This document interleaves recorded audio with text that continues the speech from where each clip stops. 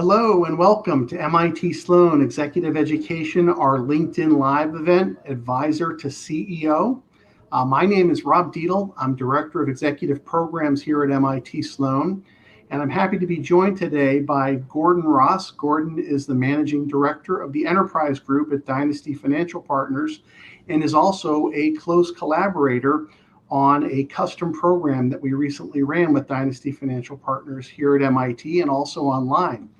We'd like to share with you over the next hour or so our experience in working together on designing a highly effective and engaging and interactive learning experience for a group of wealth management advisors that had transitioned from being part of a larger practice into founding their own firms and running their own firms, hence the name of the title, Advisor to CEO. And what we experienced throughout the program, what made it so impactful, and lessons that you can learn as well, perhaps if you are transitioning from being an advisor to a CEO, or for that matter, to a CEO in any role or any type of organization. We would like to get a sense today how many of you that are watching us or joining us for the event are actually in the financial services sector. So if you have a moment and can use the chat function, go ahead and put in whether or not you are currently in financial services or not, and perhaps even share your location from where you're connecting from. We do know that many people join these programs from all over the world. So whether it's morning, afternoon, or evening in your local time, we're certainly glad that you're here with us today to learn from our experience. Gordon, I thought it might be great, welcome to start, and I thought it might be great to have you give an overview of Dynasty Financial Partners, both the mission and the history of the firm, and then maybe tell us a little bit more about your role within the organization. Sure. Thank you, Rob, and thank you very much for having me here today. It's really been an absolute pleasure working with everybody at the MIT team. So thank you so much for having me here. So Dynasty Financial Partners, we're a firm. We just passed our 10-year anniversary. We are a network of wealth management firms primarily within the US, and we empower those wealth management firms through a variety of tools and services and really subject matter expertise as well. The network of firms that we have, we've generally gained those firms through one of two ways. One is where we have actually helped them launch the firm in the first place. So if you're an advisor or an advisor team, perhaps one of the big wirehouses, and you want to break away and launch your own firm, we can help you do that. We can provide everything from real estate to marketing, compliance, technology, a full suite of services. And once you're up and running, we stay involved. We provide that suite of tools and services on an ongoing basis. So that's kind of the first group of how we get companies, and that's definitely the majority of our network. But there's a second group, which is firms that we didn't launch. They've been up and running for, in many cases, decades, and they're existing wealth management firms that have plugged into our business because they see the value of the tools and services. So on that side of things, we normally kind of kick off those relationships with quite a bit of consulting work. And so in terms of my role at Dynasty, the enterprise group is geared towards that kind of consulting work.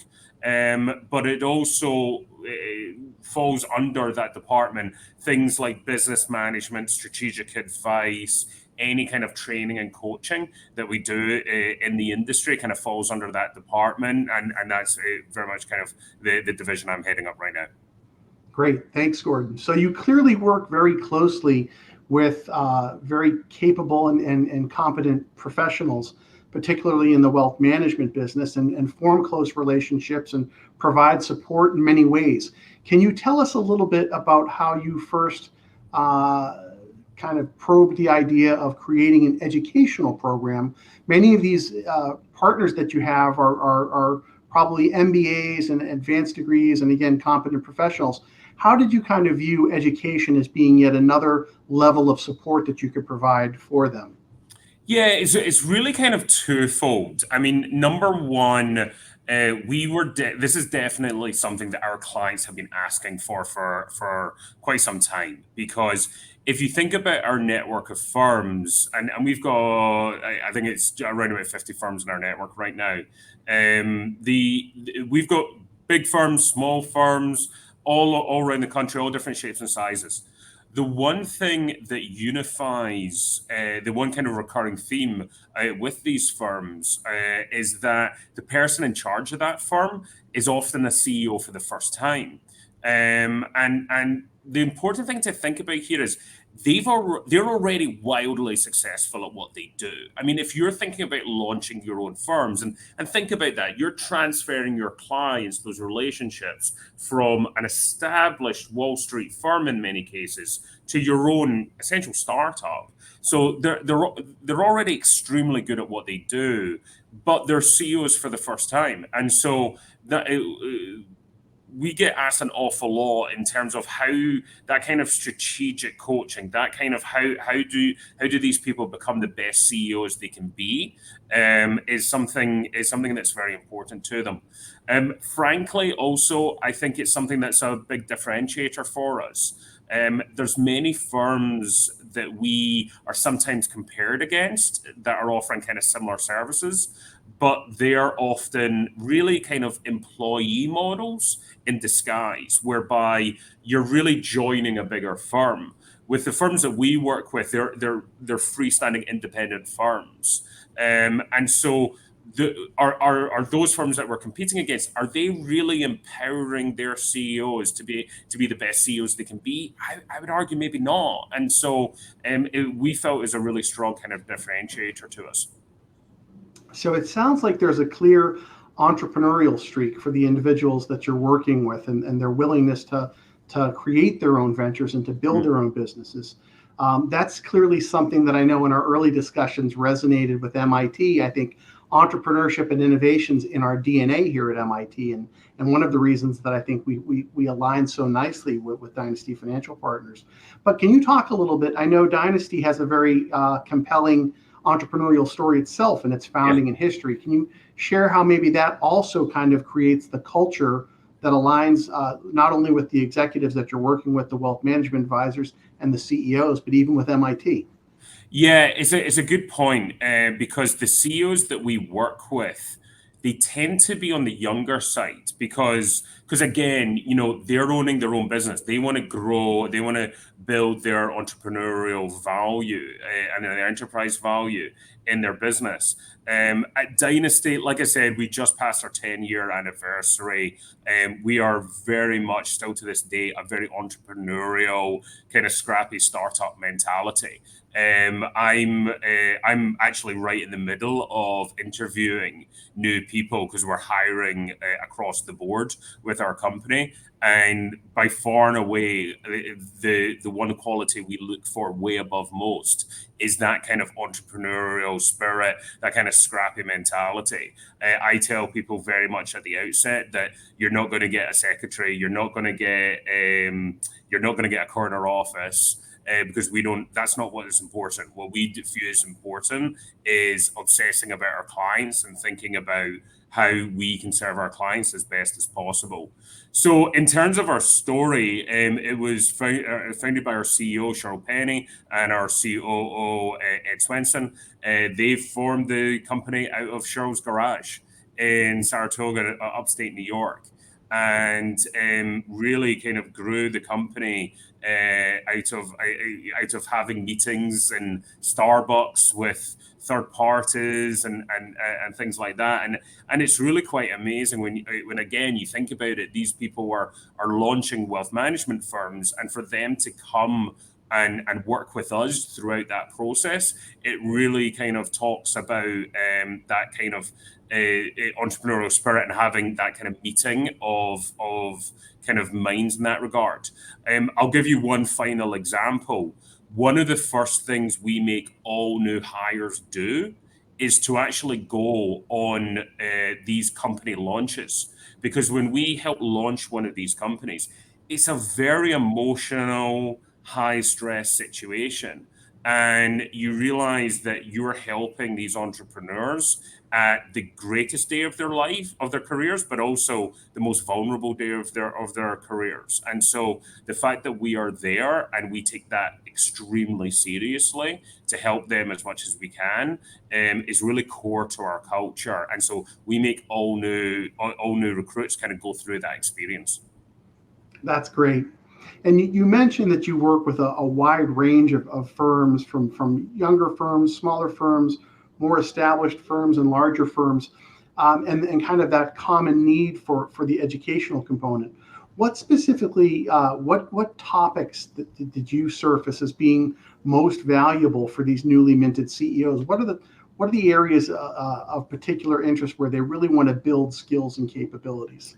Yeah, it's interesting. It's very much one of the things that we did, and so for example, when we were designing this program with MIT, we obviously spoke to a number of our clients, and we asked them, what are some of the top? We had a good idea, but what are some of the topics that you want to make sure are covered in this program?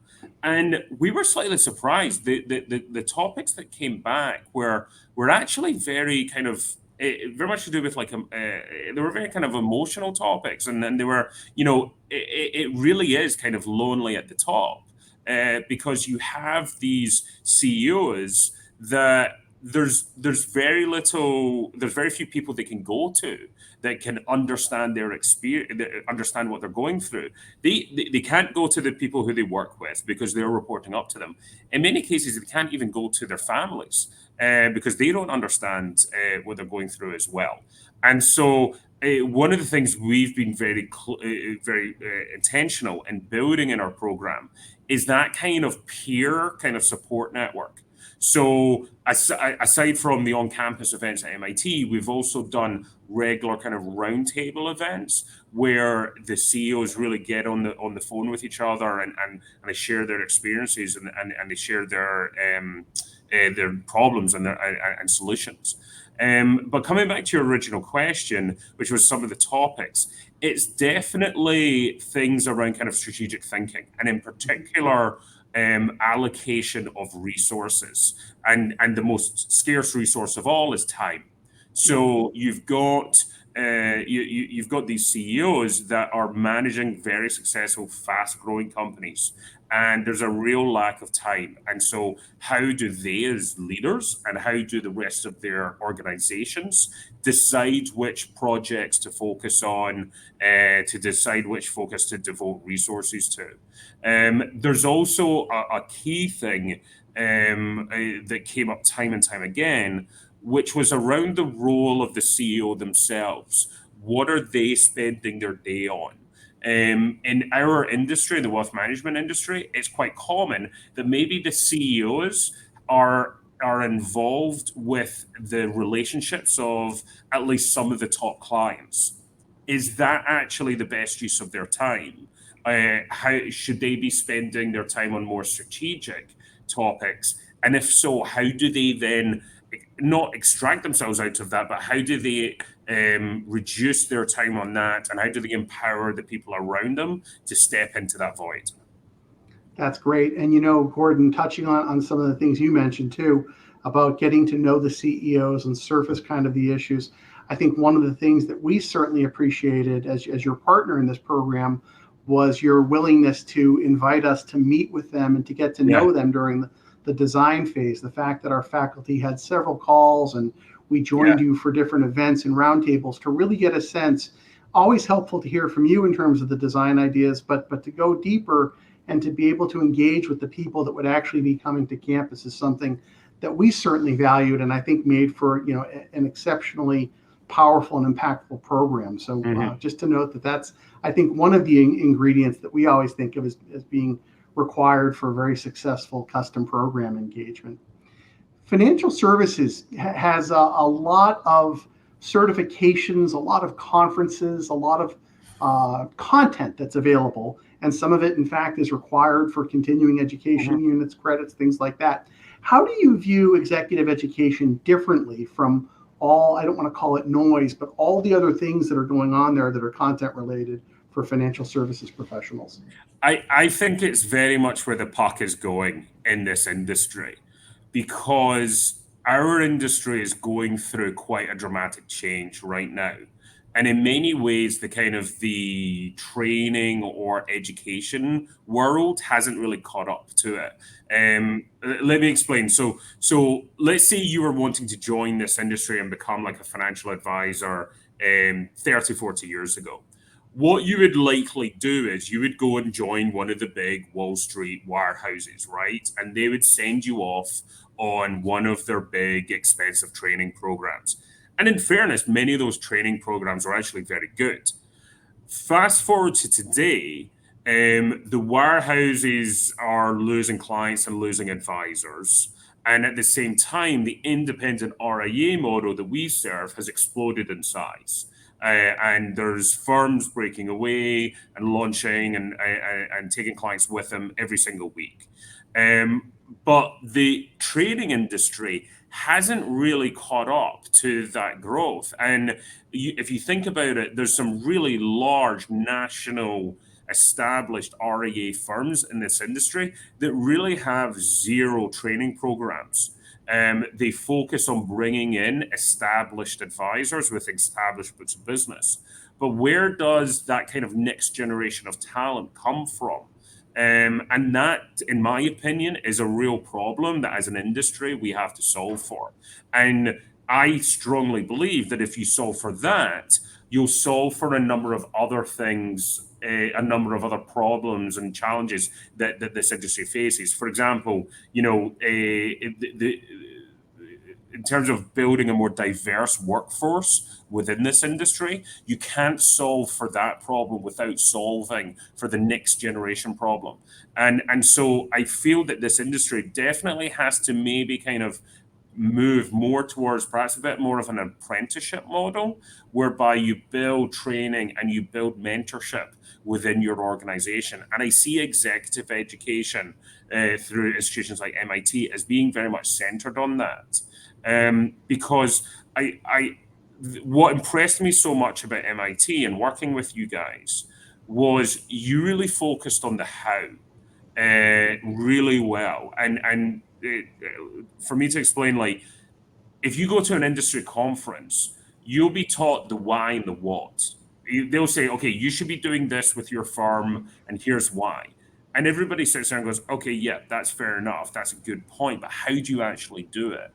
And what I really enjoyed about the MIT experience is you got really into the detail in terms of tangible, actionable items that people can take back to their companies and deploy right there and then. And the reason I know this is because we did our on-campus event in May, was it, Rob?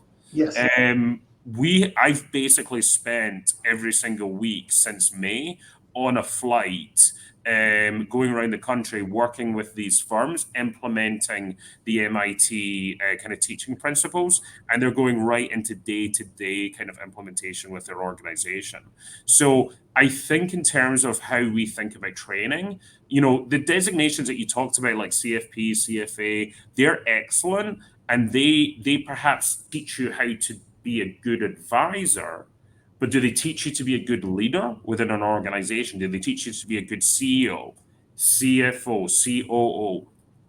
I would argue probably not. And so we're going to have to plug that gap. And I see institutions like yourselves very much front and center in that. Well, thanks, Gordon. And I'm sure there are faculty smiling if they're watching this, hearing about the how, because that's really another important element of MIT. As you know, our motto is mens humanos, which is mind and hand.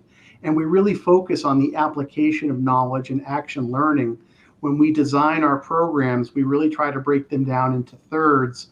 The first third being introducing a research-based framework from MIT, from our faculty. The second third of what we do is providing examples of that framework. And then the final third is making people roll up their sleeves and work and apply that to the jobs that they're doing. And that was one thing that was so wonderful about your group, is they really enthusiastically did just that. They rolled up their sleeves, they worked together, whether it was exercises, activities, simulations, really to kind of take what they were hearing about from our faculty and apply it to their own roles and to their own professional lives. So that was wonderful. I recall can I just sure, add please there? go ahead. I think that was actually really important, because when we were in the room on campus, what impressed me the most is what percentage of time the participants were actually up on their feet, whiteboarding out problems and situations and talking to each other. And I think that was, and obviously with MIT's background with things like engineering and things like that, that's obviously in your DNA. And that works really well. But I think what we kind of found is that works with our CEOs perfectly, Yeah. because we're dealing, like I said, we're dealing with people that are at the pinnacle of their careers. They're already wildly successful. To get them to sit in a classroom and maybe do a bit more of a kind of traditional kind of open the books here classroom setting, I don't think would have worked. You have to get them up on their feet. You have to get them talking through problems together and working through solutions together. And that's what was most impressive to me. Well, and Gordon, that reminds me that long before the participants, the executives ever arrived here in Cambridge, you and your team came up to visit months Yeah. ahead of that. And walking into our executive education suite for the first time, I think there was an element of surprise that it was a flat classroom and not a tiered classroom. Yeah, good point. And that it was surrounded by whiteboards. So we Yeah. try to, not just in terms of how we design the programs, but even the physical space, making sure that they're able to get up quickly from their desks and go work at the whiteboards, and the faculty can kind of move around the room with them to kind of review what they've been working on, I think is a real key part of that as well. Absolutely, totally agree. So you mentioned a little bit about your schedule since May, that you've been out working with the participants and the executives and kind of applying some of these MIT frameworks. What kind of impact has it had, early impact has it had for your clients, and what kind of feedback have you been hearing from them about doing something, I think, that within your field is a very innovative approach? Well, the best feedback you could ever get is, and we've been fortunate, we've received dozens of these, is when somebody sends you a photo, like somebody texts you a photo of them taking one of the frameworks and they're whiteboarding it out with their team back in their home office. Like that's the best compliment you can ever get in this business. And like I said, we've seen that dozens of times, and it's been phenomenal. I think if I think about some of the key kind of principles that really hit a chord with our group, it was around Professor Gosling's work around the client journey. In wealth management, as Rob, I know I told your team multiple times in the kind of the planning process, wealth management's a unique industry. We're not building widgets. We're building relationships. We're talking about client experience, and the success and failure of a company really depends on how well you can build those kind of client relationships and create wonderful client experiences. And so working through that kind of client journey framework of Professor Gosling was really impressive. And I think it's something that, frankly, we at Dynasty, we've taken on board as well. We've had those conversations as well, and really putting yourselves in the shoes of the client, and really trying to think about all the different ways that you can, right from, in a wealth management setting, right from the moment when an advisor maybe meets a prospect in a social setting, to them signing on as a client, to then like the first 90 days of them being a client and beyond. What do they see, hear, and touch from your organization? In our opinion, the firms that grow the most and the firms that are really winning in this industry are the ones where they have that whole client journey extremely mapped out. And everybody in their organization knows what that journey looks like or what it should look like. And they all obsess over that and they work towards that. So that was definitely one of the things that really hit home. Great. That's great to hear. And I think one thing that you touched on earlier is that Dynasty does more than just this executive education program to provide continual support, whether it's your own conference or the roundtables that you convene. But can you comment a little bit on how your design or your vision for this program was what we would call a hybrid program, where we actually had an online element probably a month or so before people came to Cambridge. We had their on-campus experience, and then we had another final online module to the end. How did this hybrid approach work for you and for the participants, and how did it kind of fit within the overall arc of the many types of touch points that you have with your clients? Yeah, two things really kind of hit home on that. Like, number one is that this wasn't just around one day, sorry, a 1 week event at MIT in Cambridge. We wanted to build a year-round program, and MIT is providing a good chunk of that year-round kind of experience and content, but we are filling it with other content and events throughout the year, and that was really crucial because to be we wanted this to be to be implemented across the board. We didn't want this to just be something where you go to a conference, you hear something interesting, and you come back to your business and you don't implement any of it. I can wholeheartedly say that is not happened here. This is stuff that we've actually been implementing throughout the year with these firms, and it's gone extremely well. So that was important. The second aspect of that, and what I thought was really effective, and I wasn't expecting this going in, is at MIT, you guys obviously have certain ways of breaking down problems, certain ways of teeing up discussions, or maybe teeing up frameworks of analysis. And things like the question burst that Professor Chilton worked us through and things like that. And the pre-sessions really really kind of taught the class really how to kind of work as a group, to work individually, and to really kind of lay out the framework of how you sometimes address these topics. And so it really meant that when we arrived on campus, we could really hit the ground running, and really jump into some points. And so that's why, like I said, I was really impressed with how quickly people were up and about and whiteboarding and stuff like that.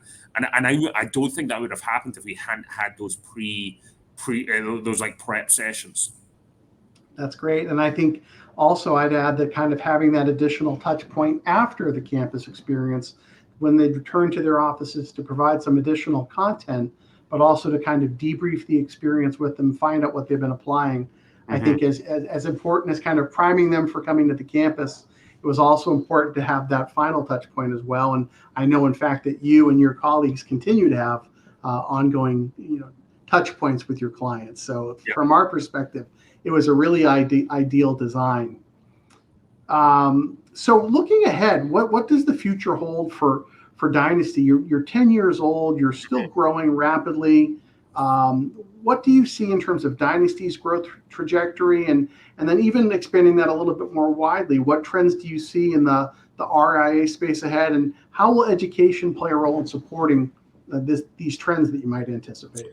Yeah, so in terms of Dynasty, I mean, we continue to grow at an extremely fast pace. Like I said, we're, if anything, we kind of thinking about the teaching principles of MIT. It was we very much talk around how do we allocate our resources and which kind of horses do we back, because there's only so many hours of the day. So I think in terms of a Dynasty evolution, we're constantly thinking about what type of tools and services can we add to our suite of tools and services to make that the job of a wealth management CEO easier and more effective. I mean, at the end of the day, if a firm works with us, it's because they feel they can grow faster with us and they can be more efficient and more profitable through working with us. And it's actually been very interesting over the last kind of 2 years or so with the COVID lockdown and this whole kind of great resignation phenomenon that's happening. At the end of the day, we're essentially an outsourced solution for many of the firms we work with. They don't have to hire multiple people in a particular department because they're working with Dynasty, and Dynasty's solving a number of solutions and situations for them, and they're providing a need for them. And we always used to say, it's beneficial to work with Dynasty because to go out and hire all these people and build out your org chart like that is going to be very expensive. Fast forward to today, we've seen this great resignation happen. Even if you wanted to make that investment, even if you wanted to go out and hire all these people, you can't actually do it right now. Every single CEO that we speak to, you ask them what's their probably number one concern. It's like, it's really difficult to find and retain good talent right now. That's across the entire economy. It's not just wealth management. And so the fact that we have that kind of synthetic scale that they can plug into very quickly, and we can kind of go to market much quicker than them hiring up, we think is really kind of steering into our lane, and so we're very excited in the fact that we feel the puck is going kind of where we've been heading for a while. And so we're very much thinking about acquisitions. We're thinking about how do we add tools and services to our organization to really make our clients as happy as possible. What are our clients wanting that perhaps they don't know that they want it yet, but it's very much what they're going to want tomorrow in order for them to run an amazing organization. In terms of the overall industry, I think it really comes back to like what I said around building that kind of apprenticeship model, because again, kind of coming back to 30, 40 years ago, what would happen is that these big wirehouses and Wall Street banks is they'd hire like 100 people, and they'd say, go out and build client books. And basically, if you hadn't done that by a set period of time, you were fired. And so it was a real kind of like 80-20 rule. Like 6 months later, only 20% of the people are still there. Now, in fairness, that model worked for these big organizations because the 20% would then make enough money for the organization that would pay for everything else. And those 20% of people were actually very good at their job. But with these independent wealth management firms and RIAs, they don't have that scale, at least not yet, where they can do that math. They can work with that math. They can't hire people and only expect to have a 20% success rate. They have to have an excellent hire every single time. And so I think that's maybe going to change how we think how like financial advisors are trained within this industry. Maybe it is a bit more of an apprenticeship model where people are maybe brought on and there's mentorship and they're not expected to go out and build a client book within 6 months. Mm-hmm. They're brought on gradually and they're trained gradually through their organization. And I see really Dynasty as being a real key part of that, because like I said, where there's a gap in that industry between the training world and the RIA world, it's organizations like Dynasty that are looking to take advantage of that gap and fill that opportunity. So that's really forward looking and kind of what's required for the industry to sustain itself and to grow future talent. So that's wonderful to hear. Pivoting for a moment, earlier in our discussion, I mentioned how it was really helpful for us to be able to engage with the people that would be coming to MIT and going through the experience. I'd like to kind of flip that a little bit and ask you, as from the client perspective and in working with us on a custom program, how important was it for you to have access to our faculty well in advance to understand the frameworks they'd be bringing into the classroom, the examples they'd use, and just to get a sense of their general teaching style in particular? Yeah, it was really crucial. I mean, to take a step back here, we decided we're going to make a strategic investment in this area. And we went through an exhaustive due diligence process. We interviewed all the top business schools in America, all the top names that you and I could mention, like all the names you can think of. We interviewed them all. And I have to say, on every single factor that we looked at, MIT scored number one in every single factor. And and if I had to narrow it down to a few things, it was really the ability to build something customized, to take the teachings that you guys have, and mesh that with an industry, like I said, that is a little bit unique. There were a few business schools out there that we would talk to, and it was kind of when you're a hammer, everything looks like a nail. So like we would talk about some of the challenges that our CEOs would face, and they go, "Oh, okay, great. There's a case study from the biotech world that we can use there." And it's like, no, that's not going to work. You have to. The people who we're dealing with are extremely busy. They're extremely short on time. And for them to take several days out of their schedule to come to Cambridge is amazing. Like I believe we had like 25 CEOs in our program. Trying to get 25 CEOs to agree that I'm wearing a white shirt today is often a bit of a challenge. But they were phenomenal, the spaces filled up in a matter of hours, and we're already pretty much filled up for our program for next year, which we're thrilled about. And so with MIT, what we were really impressed with your team, Rob, but also Professor Chilton, Court Chilton, was your desire and your keenness to lean in and to really kind of customize an awful lot of your teaching principles, so that it really spoke to our CEOs, and it was really important. We're talking about subjects that were really crucial to these CEOs, and that really came through very early. Well, that's great to hear, and I think I've hinted that what the ingredients for a successful custom engagement is true collaboration, and I know that we had that, and that made all the difference. I know we're kind of closing in on towards the end of our session, our time here together.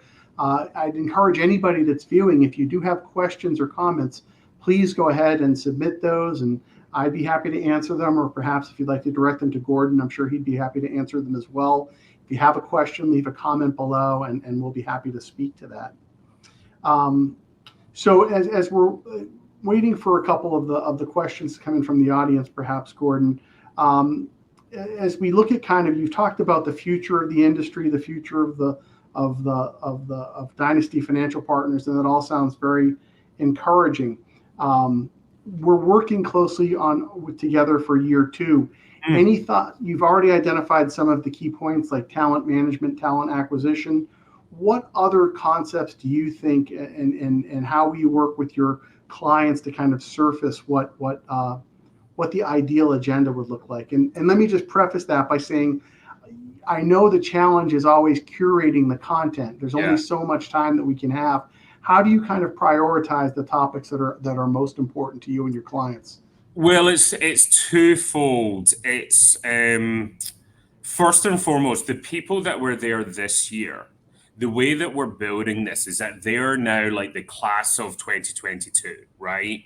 And they now want to come back next year and delve into more topics and more content, and really kind of take their learning to kind of that next level. And so that's really exciting. And so I really feel, for those of you that don't know, our program with MIT in year 1 really focused around things like strategic planning, prioritization of projects, client journey, like I talked about, also thinking about ideal client profiles, that type of thing.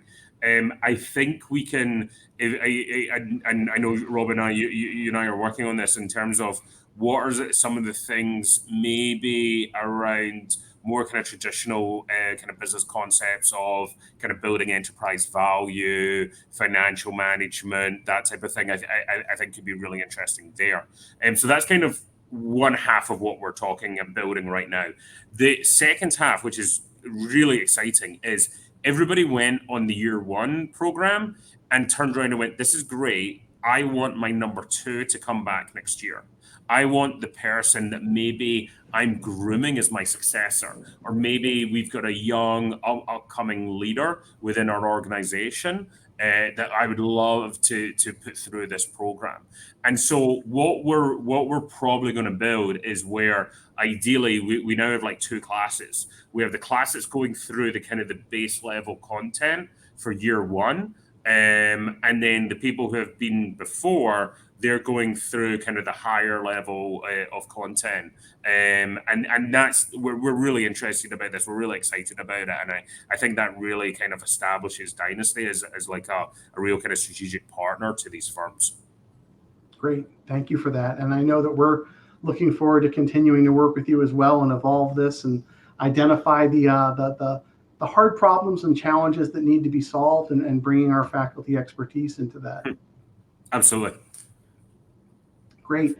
Well, Gordon, I know we've covered a lot of ground. I think this has been a very helpful discussion, very informative to learn kind of from your perspective what made a custom program successful, but also to learn a little bit more about the specifics of what newly minted CEOs need to really be successful in growing into their roles and growing their businesses and growing their staff and their teams as well. So I want to take a moment just to thank you for sharing your insights with us and sharing more about your experience.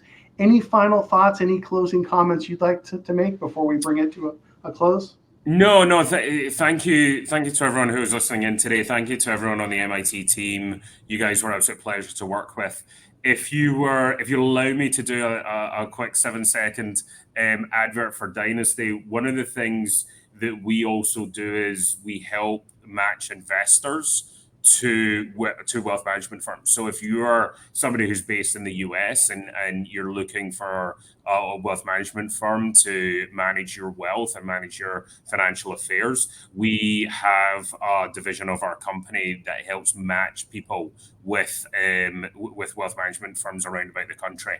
And so if anybody wants to go to our website, which is dynastyfinancialpartners.com, and go to the investors section and the Dynasty Connect section, there's more information on how to reach out to Dynasty there. But thank you so much to the entire MIT team, and we very much look forward to working with you on a long-term basis. Gordon, thank you so much for that. And just to kind of sum up in terms of our offerings as well, and we're pleased to work with Dynasty Financial Partners not only this year, but going into the future as well. Here at MIT, we work really in two ways. We have custom programs like the one we've been discussing today, where we work closely and deeply with organizations to tackle the challenging and pressing problems that exist today and will exist in the future.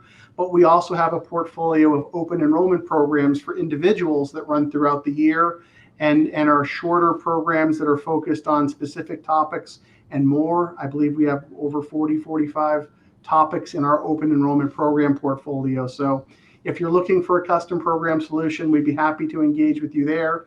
If you're looking as an individual to build capabilities, skills, or knowledge, I'd encourage you to explore our open enrollment program portfolio.